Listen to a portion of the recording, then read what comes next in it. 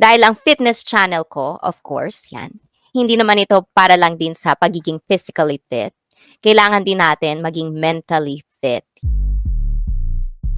This is a safe space community. May mga inihanda akong topics for a conversation. Kilalanin nyo ang mga tao sa loob ng aking safe space community dahil wala namang ibang magsusuportahan kundi tayo lamang. Yun. Isa sa mga pag-uusapan natin, buhay asawa. Yung mga mag-aasawa, may asawa, gustong mag-asawa.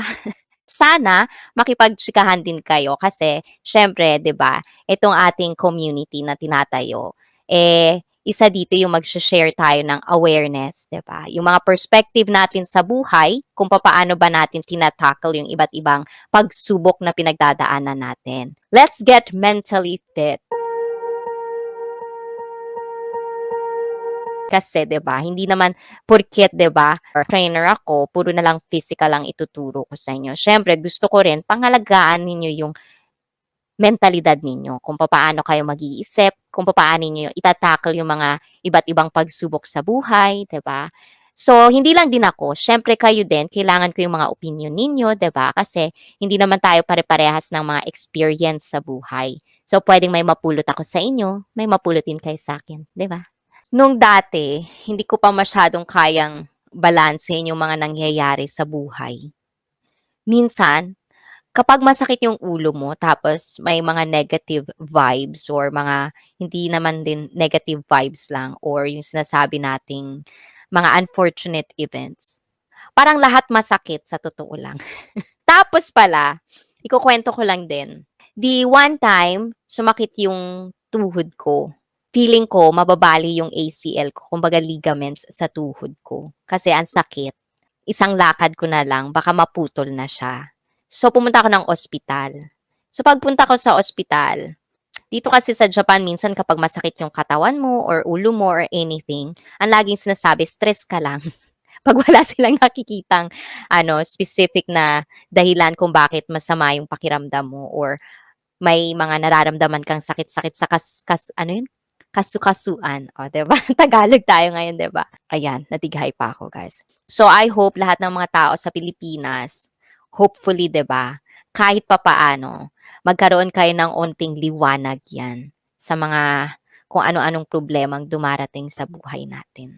Napansin ko lang din, hindi ko alam kung sa'kin lang nangyayari 'to, 'di ba? Or feeling niyo din sa inyo nangyayari 'tong mga ganitong bagay. Pero lately, parang ang daming problema. Personally, ako wala naman akong problema. Pero at the same time, yung kumbaga hindi naman sa sinasabi ko na masama. Pero parang ang daming unfortunate events na nangyayari sa paligid ko. Which is so saddening, 'di ba? Kaya feeling ko talaga parang mas namo-motivate akong gawin 'to every Saturday. Magkaroon ng onting comfort. Akala mo bilib na bilib sa sarili. Pero feeling ko kasi kung kaya kong magpatawa ng isang tao, sige kukuwento ko. Meron akong customer for a year na yun. Pumupunta siya lagi sa lessons ko. Alam niyo ba yung yung bitch face? For a year, never ko 'tong nakitang ngumiti. As in never talaga. Yung ngiting aso na ako hanggang gilagid ko ngumingiti na ako. Hindi ko talaga siya mapangiti kahit isang beses. Tapos sa lesson ko kasi meron akong brand, oh, 'di ba? Pati sa lesson ko may brand ako. Every gitna ng lesson ko, usually kasi challenging yung mga lesson ko. So, kapag nacha-challenge ka syempre 'di ba, minsan ang tahimik. Wala naman sigurong isang taon pero parang gano'n katagal na tinrabaho ko 'tong kliyente na 'to kasi feeling ko naman gusto niya yung lesson ko kasi every Saturday nandun siya, 'di ba? At saka 'di ba siyempre 'pag lagi kang tumatawa kahit hindi ka palatawa, minsan yung ngiti nakakabata tingnan, 'di ba? So every kalagitnaan 'pag napapansin ko ang tahimik kasi meron akong ugali, guys, na 'pag masyadong tahimik, awkward ako. Parang feeling ko something may mangyayaring masama 'pag masyadong tahimik kaya madaldal ako. Magka-count ako ng 1 tapos sasabihin ko sa kanila kailangan mag-smile sila. Tapos makikita ko yung eyes nila talaga naka-smile. So today, for the first time, talagang naka-eye to eye contact pa siya sa akin. Nakita ko siyang ngumiti 3 beses. Ang sarap, sarap, sarap sa pakiramdam. Tas after nung lesson namin, sabi niya sa akin, "I feel better." Puwedeng ginagawan ko lang ng meaning, pero yung tama kasi sa akin nung sinabi niyang, "I feel better." Parang feeling ko may pinagdaanan 'to ng isang taon. I have a question. I'm facing big struggle right now, and I don't know what to do. My two wives are breastfeeding at the same time, which has been really hard for me. Wow. Okay. I'm not a doctor or psychologist per se. As much as I can, I just want to have conversations. I want to have a safe space community where we can talk things, not having judgment from other people.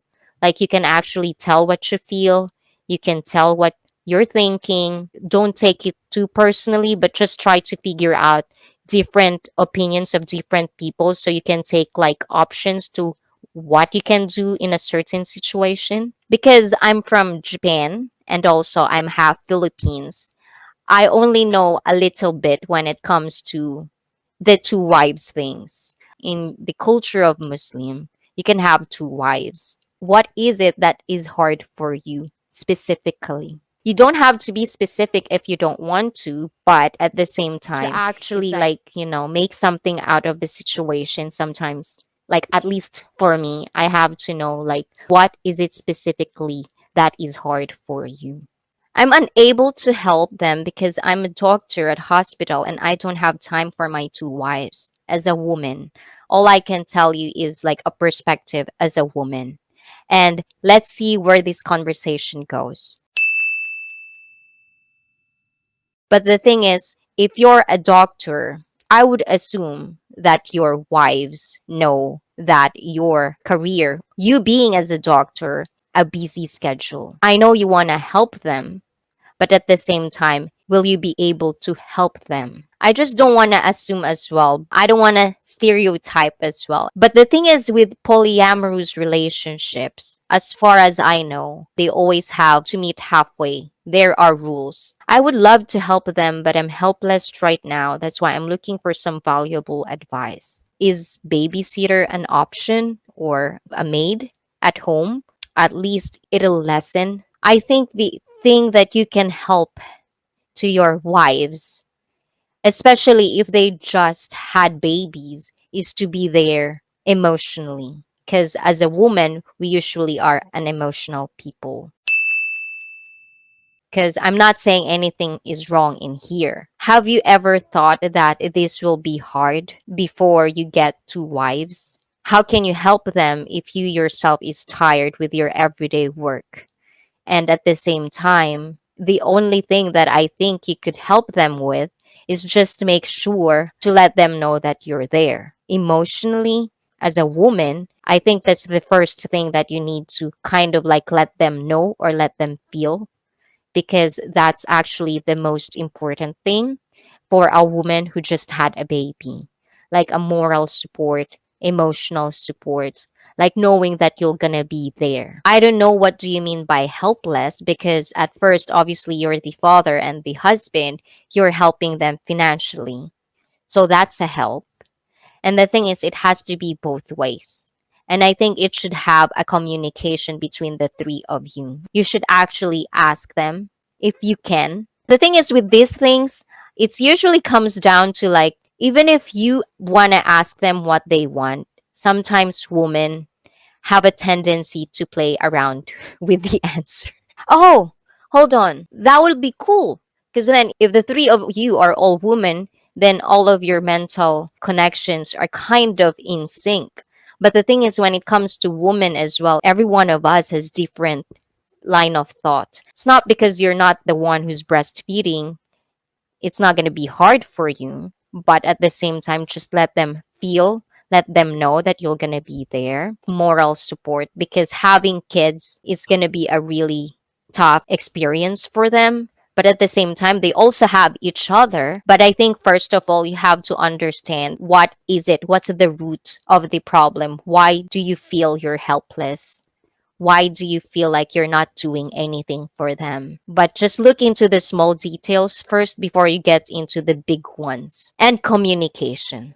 That's very important. I decided to take them to movies this afternoon so they could get their minds fresh up. That's nice, yes. Especially if you can afford babysitters. That would be cool. So, for these two wives of yours, it would be nice to just kind of like relax and just spend time without thinking or worrying about the babies. But obviously, it's not just about going out. It's like as much as you can every day, if you can, try to have like conversation that has quality in it, not just like weather type conversation. So I really hope that I kind of like gave you some comfort. Yes, because that's what I kind of wanted to do, not just get physically fit, but I hope some experiences or some things that I've heard, things that I've seen, things that I've been thinking about. I hope I could give you something. So I hope you can come back here and tell me if there's any progress, if you felt good, if you felt better, just life in general, experiences that I've seen that I kind of thought about for many, many years. Every Saturday, I do these live streams. So share thoughts, opinions, perspective, culture differences. It's every Saturday. Turn on all notifications. I hope I really did comfort you. And I really hope next week, if I get to talk to you, I hope everything is good. And I hope you figured out what is it exactly that makes you feel helpless and what is it exactly what makes it hard for you. Because you have to know what's the root cause of those feelings and emotions that you're having. As a personal trainer, I usually do these assignments. Try to figure out, but don't think too much. When you have time, think of it slowly. Sana may natutunan din kayo dun, guys, ha?